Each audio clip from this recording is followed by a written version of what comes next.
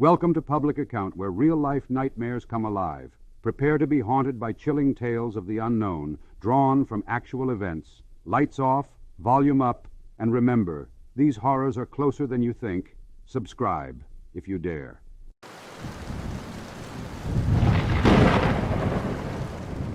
The Dionisio Llanca abduction, 1973. On October 27, 1973, a seemingly ordinary day in the life of truck driver Dionisio Llanca took a bizarre turn, marking a moment in history that would become one of Argentina's most intriguing and debated UFO incidents. This story begins on a lonely stretch of road in the vastness of Argentina's landscape, where the extraordinary met the mundane, forever altering Llanca's life and igniting a firestorm of speculation, skepticism, and scientific inquiry. Dionisio Llanca, a truck driver by profession, was on his routine journey when he encountered something utterly inexplicable. The event unfolded late at night as Llanca was driving through the remote areas of Argentina. The tranquility of the night was shattered when he was suddenly paralyzed by an intense, blinding light that seemed to emerge from nowhere. The light, as described by Llanca, was not merely a physical phenomenon, but something that seemed to possess an otherworldly quality. It engulfed the area, casting everything into a surreal, eerie glow. As Llanca struggled to comprehend what was happening, his gaze fell upon a sight that would be etched into his memory forever: a UFO. This unidentified flying object hovered with an ominous presence, challenging the very beliefs and understanding of the perplexed truck driver. Llanca's encounter escalated quickly from mere observation to direct interaction. He reported encountering beings near the UFO, entities that were not human. These beings, according to his account, performed medical testing on him. The nature of these tests, their purpose, and the beings' intentions remained a mystery, shrouded in the unknown. The next thing Llanca knew, he found himself approximately 9 kilometers away from the initial location of the encounter. How he got there, what transpired in the intervening time, and the details of his journey were lost to him, a blank in his memory that he could not fill. This gap in his recollection added another layer of mystery to an already inexplicable experience. The aftermath of the event was as tumultuous as the encounter itself. Llanca's story, once it became public, ignited a frenzy of interest, debate, and controversy. Skeptics dismissed his account as a fabrication, a figment of an overactive imagination, or the result of stress and fatigue. However, UFO enthusiasts and believers in extraterrestrial life saw Llanca's experience as a credible, tangible encounter with beings from another world. The scientific community approached the incident with a mixture of skepticism and curiosity. While some dismissed the story outright, others considered the possibility of an as-yet unexplained phenomenon. The lack of concrete evidence, however, meant that the incident hovered in a limbo of uncertainty. The Dionisio Llanca abduction case became a cornerstone in the study of UFO phenomena in Argentina. It sparked a series of investigations, discussions, and research, contributing to the larger narrative of UFO sightings and alien encounters around the world. The incident was dissected and analyzed from various angles, from psychological assessments of Llanca to detailed examinations of the geographical area where the encounter occurred. In the realm of popular culture, the incident inspired books, documentaries, and articles, each attempting to shed light on the enigmatic events of that October night. The Dionisio Llanca story became a part of the lore of UFO enthusiasts, a tale retold and reimagined in various forms. As years passed, the Dionisio Llanca abduction case continued to fascinate and puzzle. It remains an unsolved mystery, a narrative with more questions than answers. For Llanca, the experience was deeply personal and transformative, an encounter that he would carry with him for the rest of his life. For the world, it remains a tantalizing glimpse into the unknown, a reminder of the mysteries that lie beyond our understanding. In conclusion, the Dionisio Llanca abduction case stands as a testament to the enduring allure of the unexplained. Whether one views it as a genuine encounter with extraterrestrial beings or a psychological phenomenon, the incident continues to provoke thought, debate, and wonder. It serves as a reminder of the vastness of our universe and the potential for extraordinary experiences in our seemingly ordinary lives.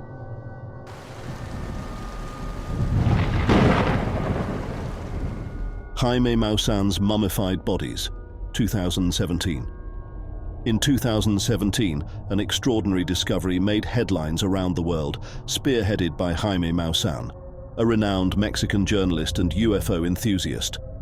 This discovery, which has since been embroiled in controversy and skepticism, involved the unearthing of two mummified bodies near the Nazca lines in Peru. These mummies were not ordinary by any stretch of the imagination. They possessed elongated heads and 3 fingers, features that were distinctly non-human, sparking intense debate and speculation across various scientific and non-scientific communities.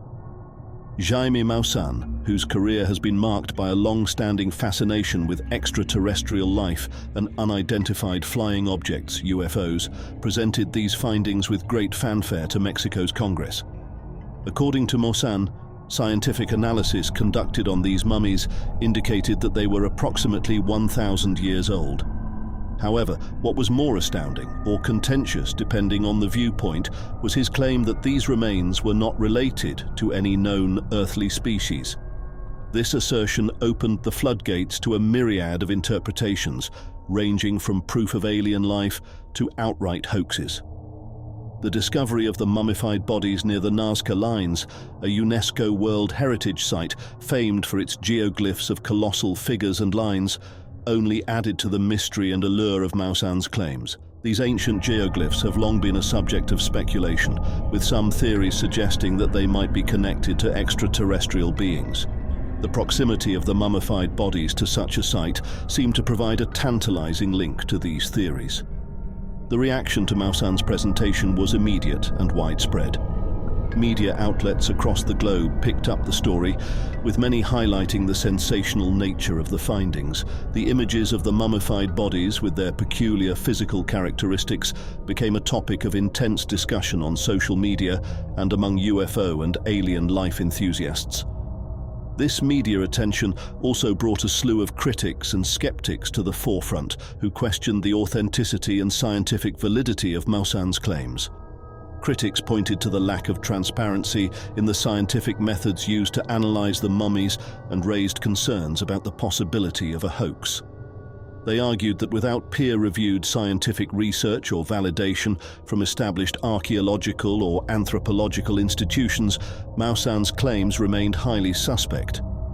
There were also accusations that the bodies had been tampered with or altered in some way to make them appear non-human, a practice not unheard of in the history of archaeological hoaxes.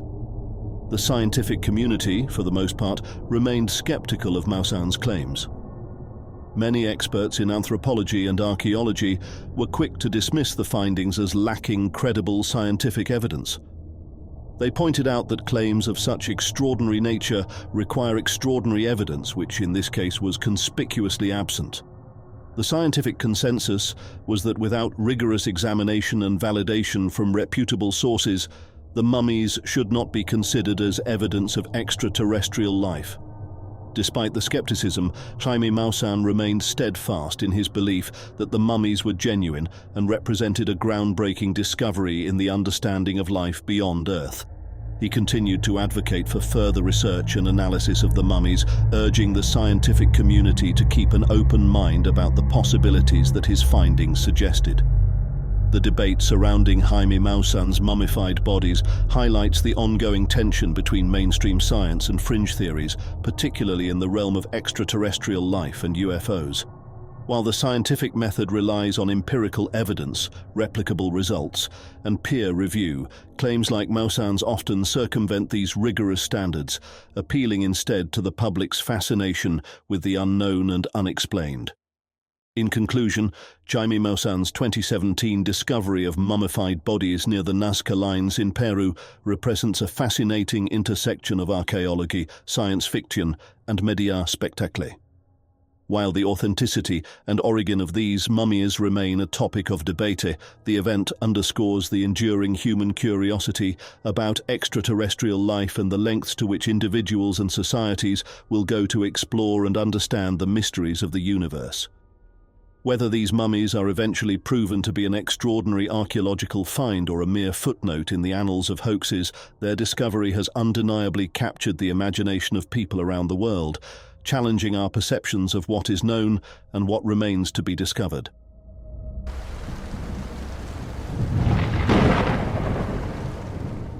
The Enrique Castillo Rincon case, Costa Rica and Colombia, June 1963.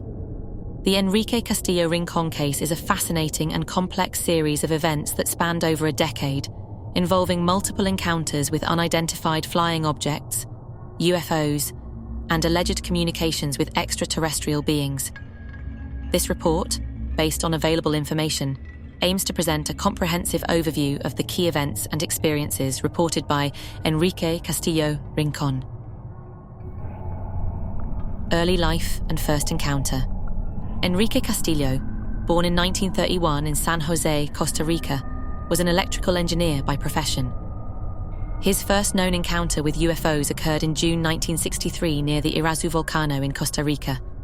During this incident, while working for a power utility company, Castillo and two colleagues witnessed two orange objects in the sky exhibiting unusual maneuvers. These objects reportedly changed colors and emitted lights before vanishing at high speed. Following this encounter, Castillo and his colleagues experienced health issues similar to radiation exposure, prompting a visit to the hospital. Subsequent sightings and encounters. After a period of relative normalcy, Castillo's experiences with unexplained phenomena resumed in 1968.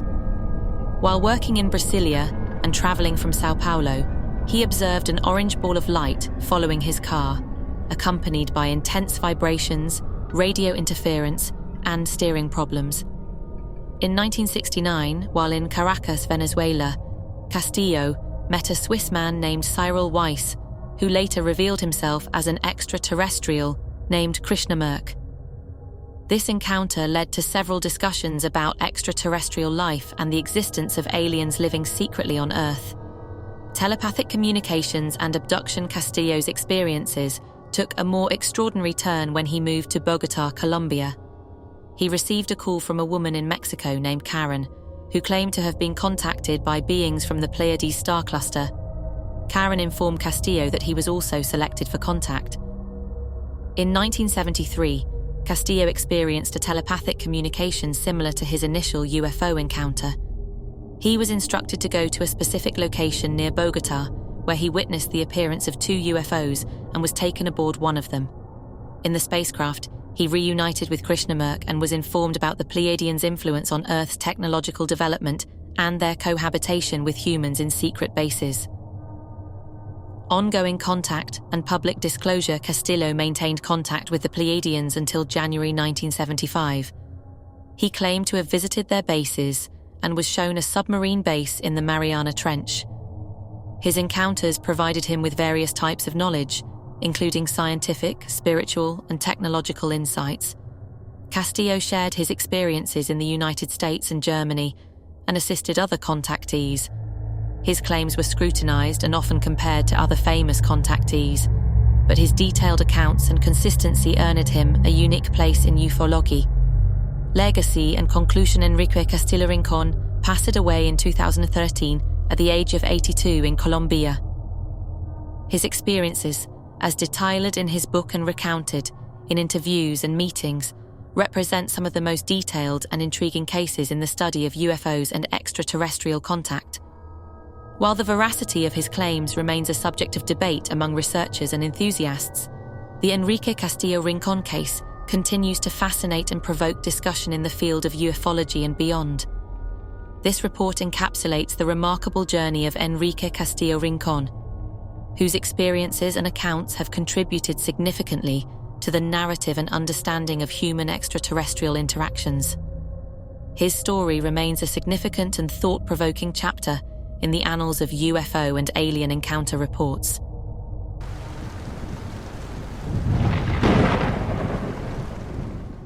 Mexico City solar eclipse sighting. July 11, 1991.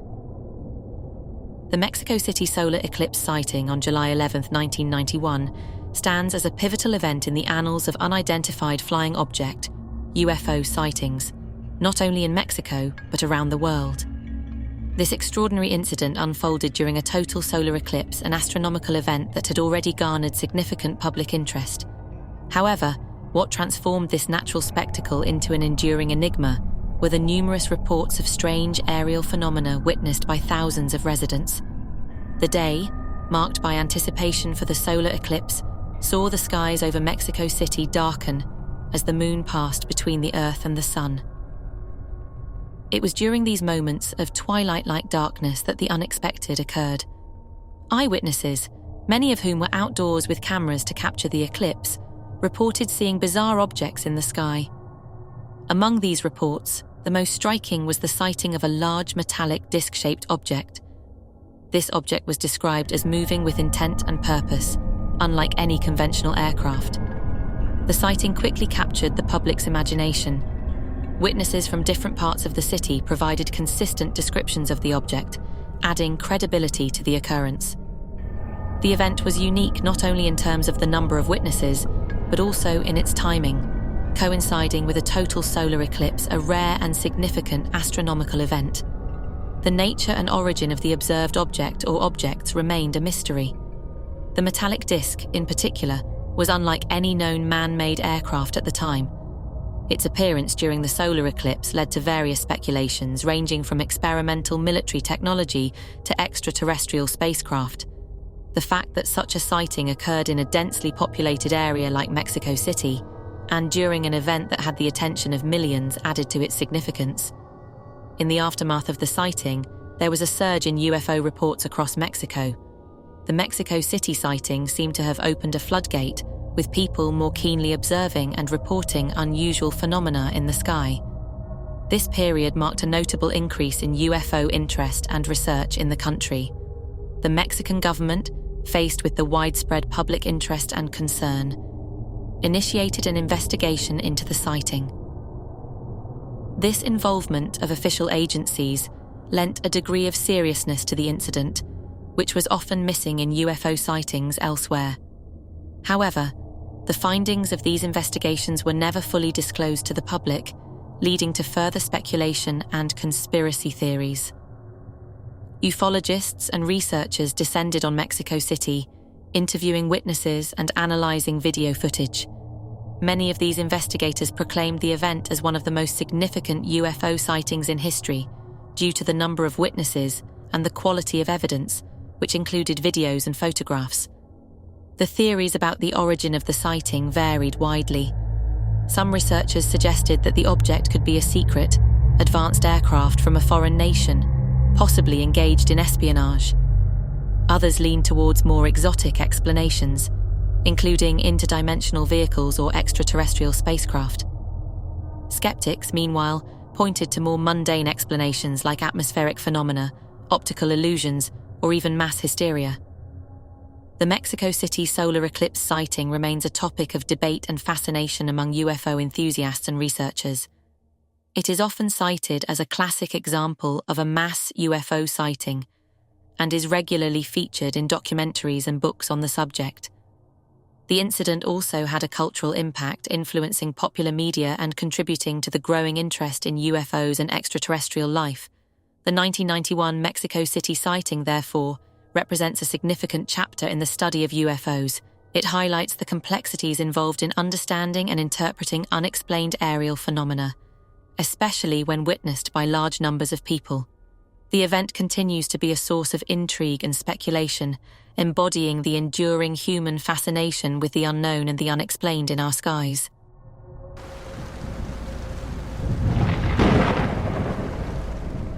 The Haime UFO Incident. The Haime UFO Incident of 1974 remains one of the most intriguing and controversial events in the annals of unidentified flying object UFO history.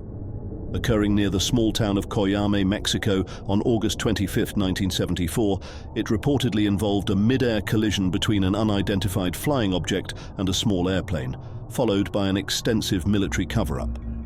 The event has since been shrouded in mystery and conspiracy theories, with various accounts and interpretations adding to its enigmatic nature. On that fateful day in August 1974, local residents reported witnessing an unusual aerial event. According to these accounts, a small airplane collided mid-air with an unknown object. The collision was said to be unlike any typical aviation accident. Witnesses described the unknown object as a classic flying saucer, lending a sense of otherworldly intrigue to the incident. Following the reported collision, Mexican military forces were said to have rapidly responded to the crash site. The rapid response and the alleged secrecy surrounding their operations fueled speculation about the nature of the incident. According to some accounts, the military cordoned off the area, preventing local authorities and civilians from accessing the site. This immediate and secretive response was seen as atypical for a standard aviation accident, further intensifying the mystery. As the story of the incident spread, so did the theories and rumors. Some believed that the military had recovered not just the wreckage of the small airplane, but also the remains of an extraterrestrial craft. Conspiracy theories suggested that the Mexican government, possibly in collaboration with the United States, was involved in a cover-up, hiding evidence of extraterrestrial visitation. However, historians and skeptics have offered a more terrestrial explanation for the events of August 25, 1974. They suggest that the crash involved a Cessna aircraft, which was likely involved in drug trafficking. This explanation posits that the military's swift and secretive response was due to the sensitive nature of the crash, involving illegal activities rather than extraterrestrial phenomena. The drug trafficking theory is supported by the fact that during the 1970s, the region was known for its role in narcotics smuggling. The use of small aircraft for transporting drugs across the Mexico-United States border was common, and crashes were not unusual.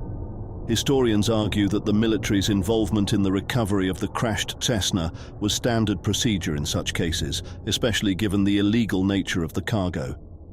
Despite the plausible explanation involving drug trafficking, the Haime UFO incident continues to fascinate UFO enthusiasts and conspiracy theorists.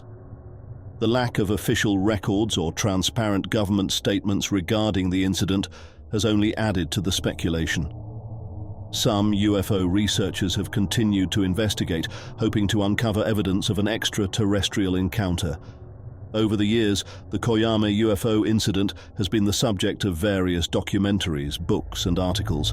These works often highlight the discrepancies in official accounts and the lack of tangible evidence, such as wreckage or military records. The incident has thus remained a prominent example of a UFO encounter, often cited in discussions about government secrecy and possible extraterrestrial visitation.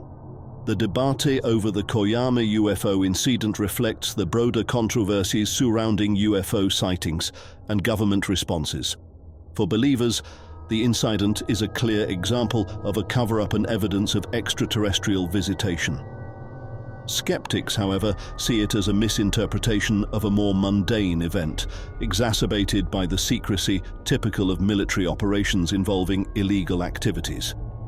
In conclusion, the Haime UFO incident of 1974 stands as a testament to the enduring fascination with UFOs and the mysteries surrounding them. Whether it was a case of extraterrestrial visitation or a tragic accident in the murky world of drug trafficking, the incident continues to capture the imagination and provoke debate. The lack of definitive evidence and the veil of secrecy surrounding the event ensure that it remains a captivating mystery, emblematic of the enduring allure and controversy of UFO phenomena.